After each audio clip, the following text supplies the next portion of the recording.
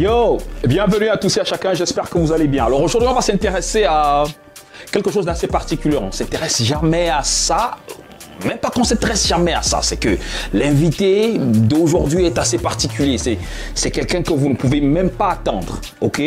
Vous pouvez l'attendre sur d'autres plateaux, mais pas sur celui-ci. Il est la parfaite illustration de ce que la nature a horreur du vide. Lorsqu'on parle du hip-hop. Un influenceur qui organise une compétition de détection de jeunes talents jusqu'au concert, jusqu'à la finale, en drainant un maximum de public qui n'a rien à voir avec le hip-hop, c'est fort. Bob Dylan est dans la box, qu'est-ce que tu crois?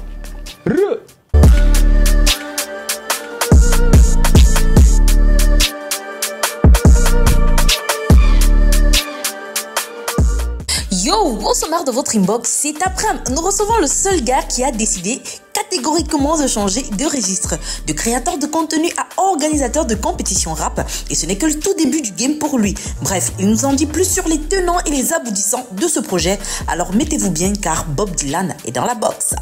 Retour sur la compétition de rap qui nous a enflammés au cours du mois dernier, c'est dans le A1. Petit détour à présent sur Israpcam, la première playlist de rap camerounaise sur Audiomack et Spotify où on verra le classement de la semaine. Voilà, c'est tout pour le sommaire, installez-vous, mais avant on se met bien avec le featuring de 2G's et Dashore dans le titre Sunlight.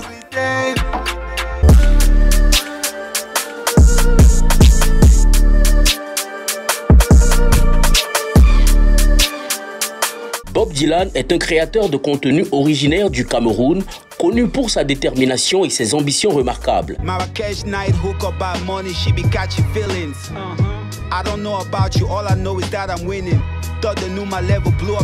Il se distingue notamment par son projet novateur intitulé Dans le Van, visant à découvrir et promouvoir les talents du rap au Mboa. Sa détermination se reflète dans son engagement à soutenir la scène musicale locale en offrant une plateforme aux jeunes artistes pour exprimer leur créativité et développer leur potentiel.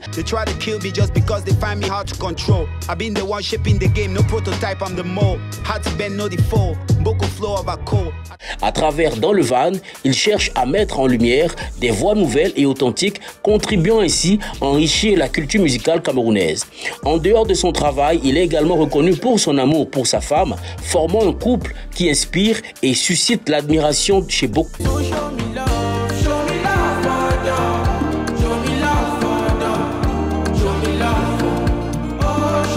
Leur relation est souvent perçue comme un exemple positif et inspirant, non seulement pour leur proximité et leur soutien mutuel, mais aussi pour leur capacité à concilier carrière et vie personnelle harmonieuse.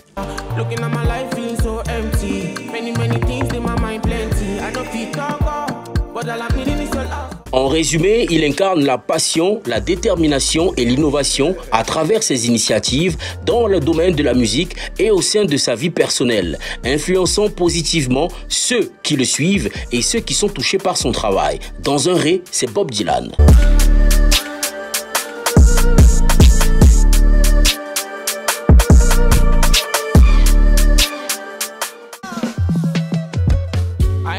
I know that you are not happy. Oh no, you're not the person that you used to be. Yo Bob, salut quoi, ça va ou quoi? Ça va grand frère et toi-même? Carré? Ouais, posé. Non, il n'y a pas de grand frère, appelle-moi Fidjil, ça va. Oui, de grand là, on connaît. Ok, si tu le dis. Super. Alors, aujourd'hui tu te considères comme quoi? Comme un rappeur de la New Géné, comme un acteur culturel, un événementiel, un influenceur? Moi, je me vois comme un créateur de contenu simplement et qui a juste envie d'apporter sa pierre ici. Alors moi, je me vois juste comme un créateur de contenu qui a juste envie d'apporter sa petite touche pour changer certaines choses dans le game, surtout dans le rap caméra. Ok. Donc, toi, créateur de contenu, c'est ce qu'on doit retenir de toi, c'est ça? Oui, créateur de contenu. Ça veut dire que lorsqu'on va écrire sur le synthé de nom Bob Dylan, on met créateur de contenu. Oui, créateur. On met pas influenceur. Non. On est déjà influenceur, tout le monde est influenceur. Hein. Tout le monde influence. Ok, d'accord. Voilà. Et tu veux qu'on écrit ton Bob Dylan comment? B.O.P. comme un rappeur ou alors B.O.P. Comme vous voulez, hein, comme vous voulez. B.O.P. c'est bon. Alors moi j'aimerais savoir ce qui t'a motivé quand même à organiser le van. Tu sais, quand j'ai annoncé que je devais t'avoir dans cette émission, il y a beaucoup qui se sont offusqués, qui se sont dit ouais mais Fidjil, c'est comme si tu es en train de piétiner la ligne éditoriale d'Inbox. Bob Dylan, on sait que c'est un créateur de contenu, on sait que c'est un influenceur, mais qu'est-ce qu'il fait là? Et donc moi j'aimerais savoir quelles ont été tes motivations à mettre sur pied dans le van. Alors moi, je me suis rendu compte simplement, parce que au début moi je disais avant que, voilà, j'ai remarqué que beaucoup de Camerounais disent que le rap camer est mort. Ok. Moi aussi, je me disais la même chose, que le rap camer est mort.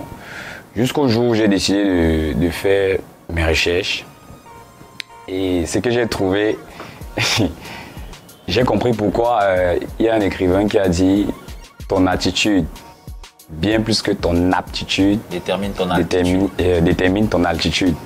Moi, je me suis rendu compte qu'il y a beaucoup de jeunes rappeurs au quartier qui ont le talent, qui sont très talentueux, je dirais même, mais qui n'ont pas la visibilité. Ils savent généralement ce qu'il faut faire pour avoir la visibilité, mais ils disent que non, c'est pour les enfants, surtout TikTok. Nous sommes à l'ère des réseaux sociaux actuellement. On va voir par exemple, beaucoup de personnes ont appris la pseudo mort de... comment on appelle la maman là? Sur les réseaux là-dedans. Ah oui, Mamiton. Mamiton, voilà. On a appris sa mort sur les réseaux. Et c'est aussi sur les réseaux que nous avons appris qu'elle n'était pas réellement morte. C'est aussi sur les réseaux que nous avons appris qu'il y a un journaliste de Canal 2 qui a dit qu'elle était morte alors qu'il n'avait pas la bonne information. Donc ce qui s'est passé au journal à Canal 2, nous, on l'a appris sur les réseaux sociaux. Ça veut dire que tout le monde est connecté. Les rappeurs n'utilisent juste pas la bonne méthode pour faire passer leur message. Mais est-ce qu'à la base, tu es un kiffeur de rap? Moi, honnêtement, hein, je ne kiffais pas vraiment jusqu'au jour où j'ai commencé la compétition dans le van. Mais sinon, avant, le rap, ça te disait rien, quoi? Non, pas vraiment. Je n'écoutais pas trop le rap. Je n'écoutais pas trop le rap. Oui. Alors, on va parler un peu de vision et de stratégie. Quelle est, comment je vais dire ça? Tu sais au moins pourquoi les gens sont choqués et surpris de ce que tu as fait. C'est que tu as fait fort. Ils sont choqués, pourquoi? Non, enfin, je veux dire, de voir un influenceur. Quand je dis choqué, c'est pas péjoratif. Hein. C'est genre Iwanda. Tu sais ça? Moi, je sais. Que beaucoup de personnes Wanda sur ce que tu as fait, on t'attendait sur autre chose que sur du rap. Ouais. Et tu sais que beaucoup de rappeurs te regardent aujourd'hui. Je sais.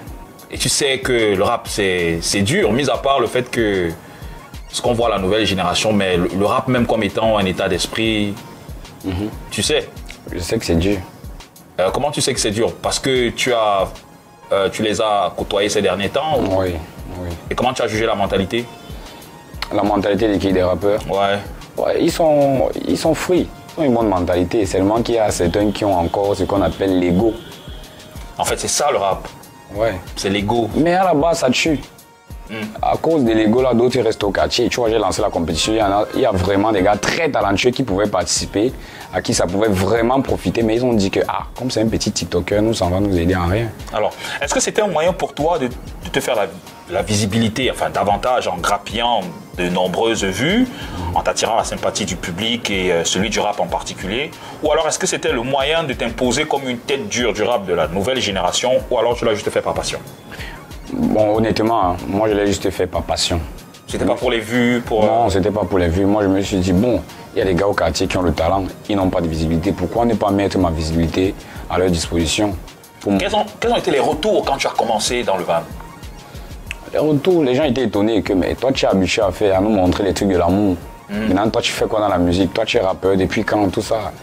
Il y avait des petites... Ils y ont cru au départ ou pas? Non, personne ne croyait. Personne ne croyait jusqu'à la fin. Jusqu'à la fin, personne ne croyait? Personne ne croyait. Et à la fin? Bon, après, à la fin, vous tous vous avez vu sur les réseaux, tout le monde a d'accordisé. Ils ont fini par comprendre ce que je voulais faire.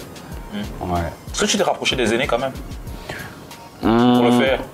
Est-ce que je me suis rapproché des aînés pour le faire? Pour faire quoi, le van? Dans le van? Non, je ne me suis pas réellement rapproché. Hein. Sauf... Donc tu t'es levé, puis tu as fait quoi? Oui, je me suis levé et j'ai fait mon truc simplement. Est-ce qu'il y a des grands, quand même, des aînés qui t'ont contacté, genre pour te donner 2 ou 3 petites pistes, pour t'accompagner, un truc comme ça? Non, pas vraiment. Pas vraiment. Donc c'est self-made? Oui. Tu t'es fait tout seul, toi tu as fait ça seul, carré, aucun aîné? Non, aucun aîné, mais avec mon équipe, oui. Déjà, il y avait les rappeurs aussi, comme les jurys, par exemple, ce sont des rappeurs. On va en parler, on va revenir sur les jurys. Mais en fait, sinon, moi, je voulais savoir, c'est que tu as été accompagné quand même par des grands frères du rap. que ce soit du rap ou alors que ce soit dans le showbiz en général. Non, je ne pense pas. Non. Non. Ok. Oui, il y a quand même, je peux me tromper, il y a quand même d'autres qui m'ont aidé, par exemple les Tafis, qui ont accompagné le projet. Ça, je veux dire au début, hein, pas à la fin. Je veux dire quand tu commençais dans le van. Non, logiquement, personne ne pouvait accompagner parce qu'ils ne comprenaient pas où je voulais aller. Ah, d'accord. Oui, mais après, quand ils ont compris ce que je voulais faire, ils ont donné la force. Ok. C'est normal. Alors, Bob, on va marquer une légère pause et tu vas jouer le rôle de l'animateur. Tu vas regarder cette caméra ou celle-là pour annoncer la prochaine rubrique qu'on appelle le A1. Ok. Quand tu es prêt, vas-y. Hein.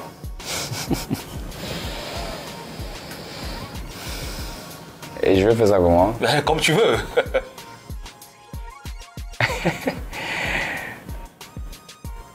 Salut, c'est Bob Dylan, nous sommes dans le A1. Bang, c'est Bolet. Ok. Yo, salut la famille, j'espère que vous allez bien. Moi, c'est Bob Dylan, nous sommes dans le A1. Yes, sir.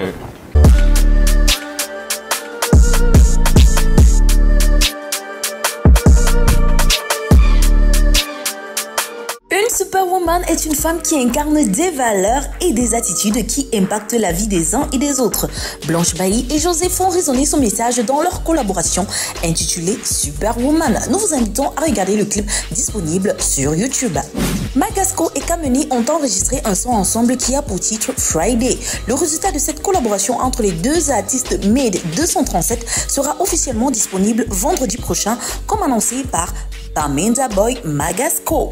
L'union de Nabila et Sissoul sur le titre Mal aimé a été reçue avec joie par le public. Le clip de ce featuring d'envergure sera officiellement disponible vendredi prochain. Ce teaser nous donne déjà des frissons. Une chose est sûre, ça va aimer fort. Family Man, être un père selon Salatiel. Dans sa composition musicale intitulée Family Man, Salatiel rend hommage aux chefs de famille qui tant bien que mal sont au four et au moulin au quotidien pour le bonheur de leur famille. On parle de ce morceau qui porte le même titre que son récent album. Après sa participation remarquable dans la compétition dans le van, le rappeur Sinbad Draken a repris du service en livrant le clip de son titre Moins cher qui trend sur TikTok depuis un bon bout de temps. Au terme du challenge Openverse lancé par Alexandra Seppo sur son titre Banana Air, 5 finalistes dont Ange Michel, Okish Wayne, Ange Pascal, Lexa et Armel Gay ont eu l'occasion de poser leur voix sur le remix de ce classique, originalement composé par l'icône Toto Guillaume. Revenons ensemble sur quelques images de Sissoul dans les coulisses de son concert à guichet fermé au Camerounada qui s'est tenu le 31 août dernier. Toutes nos félicitations à cet artiste talentueux qui continue de gravir les échelons de sa carrière musicale. Revenons sur la compétition de rap portée par le créateur de contenu Bob Dylan. Depuis plus d'un mois, l'industrie musicale camerounaise et celle du rap en particulier étaient en effervescence totale grâce à la compétition dans le van initiée par le créateur de contenu Bob Dylan, dans le but d'offrir une plateforme d'expression aux jeunes rappeurs émergents à travers le Cameroun avec une cagnotte de plus d'1 million de francs CFA pour le lauréat, sans compter les différents lots apportés par les mécènes du projet. Le potentiel et la valeur de cette compétition, grâce aux efforts colossaux déployés, ont reçu un soutien massif des acteurs de l'industrie musicale, à l'instar de Minx, Ténor ou encore de Stanley Eno. Les rappeurs Chapat, Dashor et Stifler 90, connus chacun pour leur marque de fabrique particulière, accompagnés de Claudio Ndiala qui a fait également partie du jury de cette compétition et a joué un rôle crucial dans ce concept car les candidats regorgeaient chacun à leur façon de talent et de potentiel, aspirant à remporter cette première édition. N'oublions surtout pas le soutien massif de Urban Bridge dans le but de soutenir cette initiative lancée par Bob Dylan et son équipe qui a offert un mois de promotion gratuite au single du vainqueur de cette première édition de la compétition dans le van.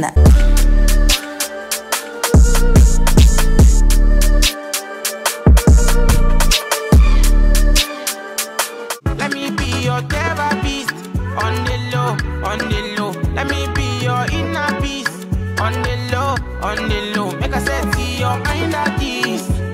low.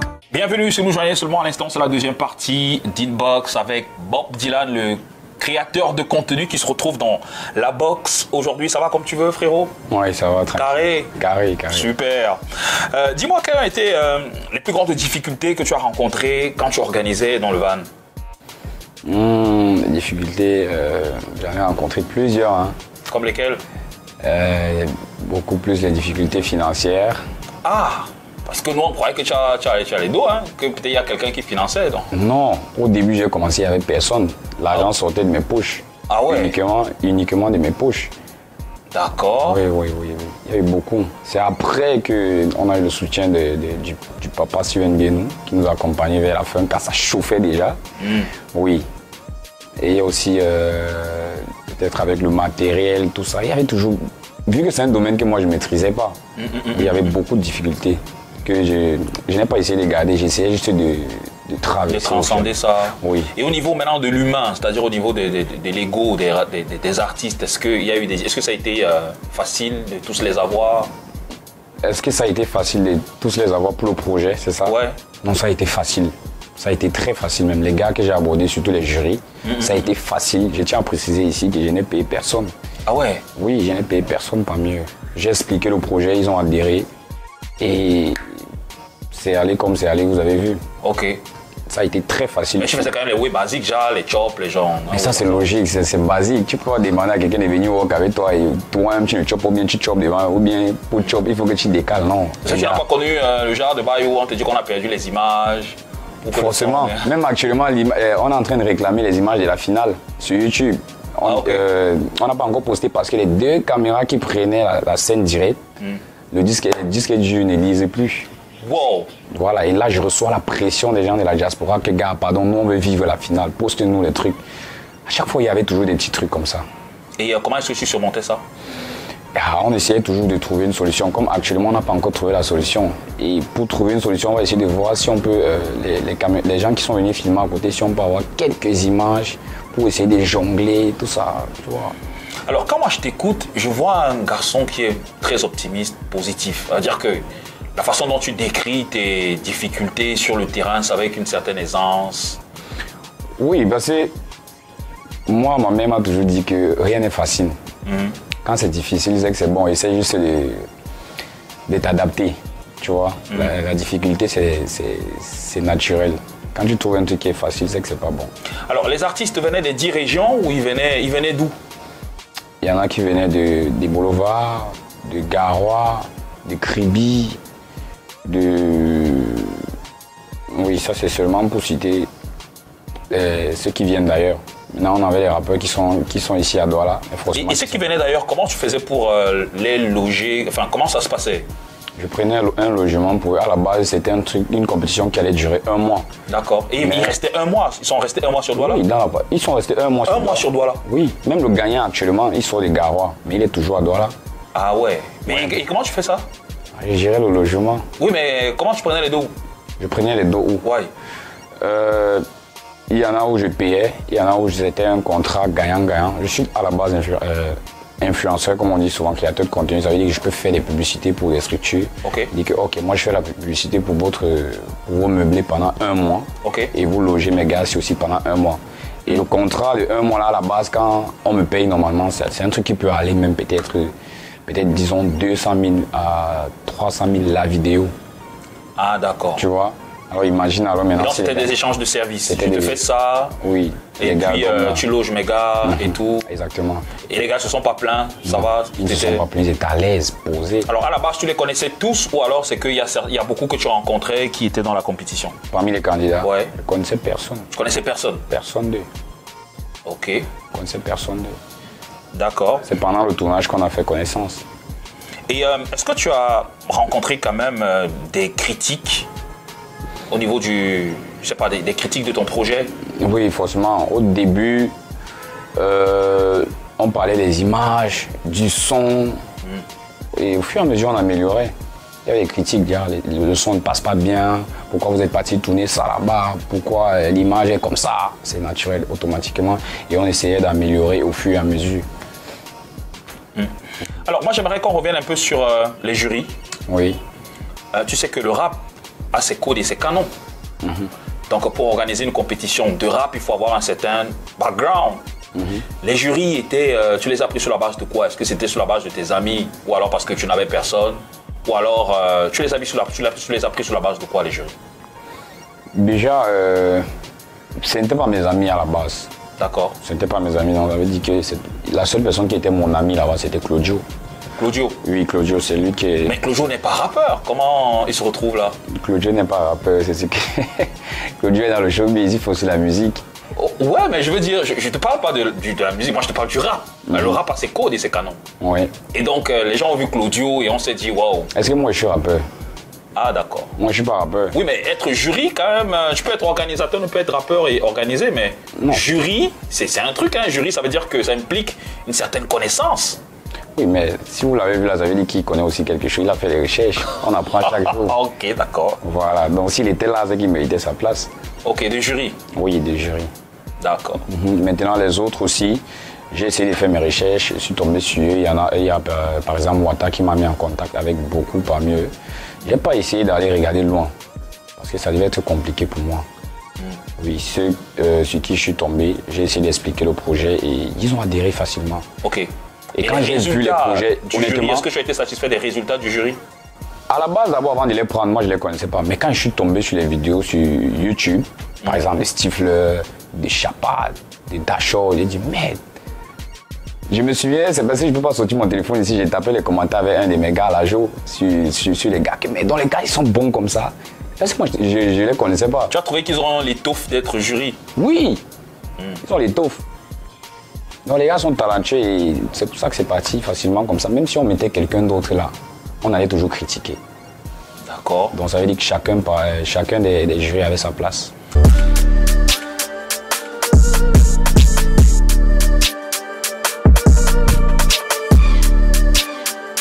Petit détour à présent sur Izrakam, la première playlist de rap camerounais sur Audiomack et Spotify. Cette semaine, plongez dans l'univers de cette playlist avec au top des rappeurs qui se sont démarqués au cours de la semaine. Découvrez le top 100 des titres les plus en vogue du rap camerounais dans la playlist Izrakam. Avec à la 5e position, on retrouve Welcome to Yaoundé Angeles de AZPRN, Likfa EAP et Sly 52. À la 4e marche avec Energy de Missé. Au 3e palier, on a Irvin dans le titre Bondi Love. À la 2e place, on a Fribois Lama avec le titre Boko on the Maps. Ne manquez plus l'occasion de vous immerger dans la scène Camer Rap avec Izrakam. Abonnez-vous dès maintenant à la première playlist de rap camerounais sur Audiomack et Spotify pour ne rien rater des pépites du rap qui font vibrer le 237. Voilà, on se sépare avec le top du top de ce classement avec Roha de Likfa, Jordi Oscobar et Maniman. À bientôt sur Izrakam. Inbox clap de fin pour la première partie de cette émission avec Bob Dylan. Apparemment, c'est la star du moment. Hein. C'est Dieu la star. Hein. Non, mais t'as quand même une grosse paire pour organiser ce truc. Hein. Enfin, il y a beaucoup qui pensent que tu es la parfaite illustration de ce que la nature horreur du vide. Moi, je te parle parce que je suis dans le milieu. Ouais. Et beaucoup de personnes dans le milieu ne l'ont pas fait ce que tu as fait. Ils l'ont peut-être fait à l'époque, mais là où on a besoin de ça, c'est toi qui fais. Frère, c'est bon. Merci, ok. Merci. Mais on peut pas faire une seule émission parce qu'il y a quand même le diable de Tasmanie. Donc tu me promets. Le gars. Non, je viens avec lui. Tu viens avec lui? Il attend là dehors. Ah, d'accord. Super. Donc on se recapte à la 2e édition, toujours avec Bob Dylan et cette fois-là avec le diable de Tasmanie. Okay. Prenez soin de vous pour nous. Ciao.